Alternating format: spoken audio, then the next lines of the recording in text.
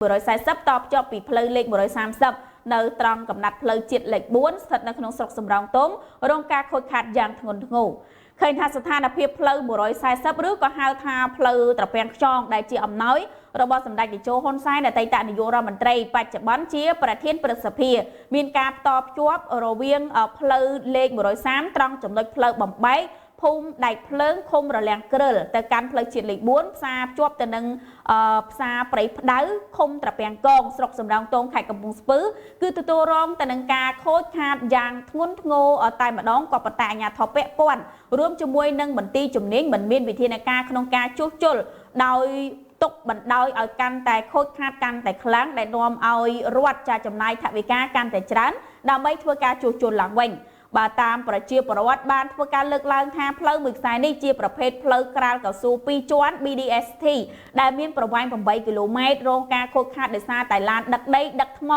មានទម្ងន់នឹងលើកំណត់ហើយការដែលបើកបរលើផ្លូវនេះបណ្ដាលឲ្យផ្លូវមានការទ្រុឌទ្រោមនិងខូចខាតយ៉ាងធ្ងន់ធ្ងរបងប្អូនប្រជាពលរដ្ឋបានធ្វើការបញ្ជាក់ថាទីតាំងដែលរងការខូចខាតខ្លាំងបំផុតនោះគឺនៅត្រង់ចំណុចភូមិដែកភ្លើងឃុំត្រពាំងកងស្រុកសំរោងទងចុះពីត្រង់ចំណុចផ្លូវលេខ130ប្រជាពលរដ្ឋបានរាយការណ៍ថាផ្លូវត្រង់ចំណុចនេះបានคล้ายទៅជា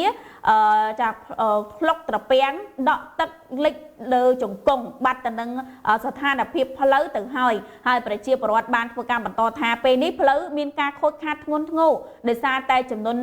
ជនលិចពេញផ្លូវនៅក្នុងពេលរដូវភ្លៀងធ្វើដំណើរមានការដែលលំបាកខ្លាំងពួកគាត់បានធ្វើការស្នើទៅកាន់អាជ្ញាធរមន្ត្រីជំនាញដែលពាក់ព័ន្ធមេត្តាជួយក្នុងការជួសជុលឲ្យបានឆាប់ដើម្បីក្នុងការជួយសម្រួលទៅដល់ការធ្វើដំណើរនិងការលើកស្ទួយជីវភាពប្រចាំថ្ងៃព្រោះតែផ្លូវគឺជាសរសៃឈាមនៃសេដ្ឋកិច្ចដ៏សំខាន់បំផុតសម្រាប់ប្រជាពលរដ្ឋក្នុងការធ្វើដំណើរទៅបំពេញការងារនិងការដឹកជញ្ជូននៅកសិផលផ្សេងទៅកាន់ទីផ្សារហើយសំណើរបស់បងប្អូនប្រជាពលរដ្ឋគឺសូមឲ្យអាជ្ញាធរក៏ដូចជាមន្ទីរជំនាញស្ថាប័នពាក់ព័ន្ធជួយចាត់វិធានការនិងធ្វើការគ្រប់គ្រងការប្រើប្រាស់ផ្លូវនេះដើម្បីបញ្ឈប់ការខូចខាតបន្ថែមទៀតចាអញ្ចឹងយើងឃើញថាបងប្អូនប្រជាពលរដ្ឋគឺមានការដែលរអ៊ូរទាំខ្លាំងដោយសារតែក្នុងកំណត់ផ្លូវនេះដោយបងប្អូនឃើញក្នុងរូបភាពស្រាប់ហើយចាគឺពិបាកក្នុងការជិះណាស់ហើយរដូវភ្លៀងចេះទៀតពេលភ្លៀងមកទៅដក់វាទឹកជាប់នៅនឹងទៅពេលដែលធ្វើដំណើរទៅយើងមើលឃើញគ្រាន់ទេបើសិនជាមើលឃើញក៏លុកវាជ្រៅផងអីផងធ្វើឲ្យយើងល្អិលដួលជាពិសេសសម្រាប់ក្មេងៗដែលជាសិស្សសាលាគាត់ទៅរៀនចាពិបាកមែនតើអញ្ចឹងត្រង់ចំណុចផ្លូវលេខ140តភ្ជាប់ពីផ្លូវ130នៅ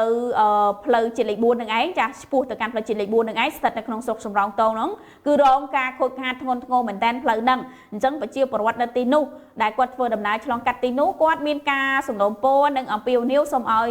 មន្ត្រីជំនាញស្ថាប័នពាក់ព័ន្ធមេត្តាជួយក្នុងការយកចិត្តទុកដាក់ជាពិសេសនៅក្នុងការដែលសម្របសម្រួលលើការជួសជុលនៅក្នុងរដូវហ្នឹងគឺជារដូវវស្សាអញ្ចឹងភ្លៀងបើនិយាយពីធ្វើវិញគឺធ្វើវិញមិនកើតទេប៉ុន្តែគួរតែរកវិធានការបែបណាដូចជាកន្លែងដែលដក់ទឹកខ្លាំងហ្នឹងគួរតែចាក់គ្រោះសិនឬក៏មិនឬក៏ចាក់ប្រភេទថ្មមិច VO ប្រភេទថ្មីអីថ្មអងដឺគេនឹងសិនក៏បានដែរដើម្បីងាយស្រួលហើយកាយ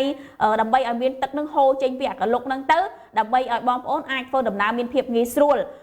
ព្រោះកាលណារដូវវស្សាchứបើយើងធ្វើវិញក៏វាកើតដែរផ្លូវធ្វើវាអត់ជាប់ទេវាជ្រាយវាបែកវល់ពេញហ្នឹងបើយើងចាក់ទៅប៉ុន្តែមានអាការដែលដោះស្រាយតាមជំនាញបែបណានៅក្នុងការដែលបន្ធូរបន្ថយអាស្ថានភាពលំបាកហ្នឹង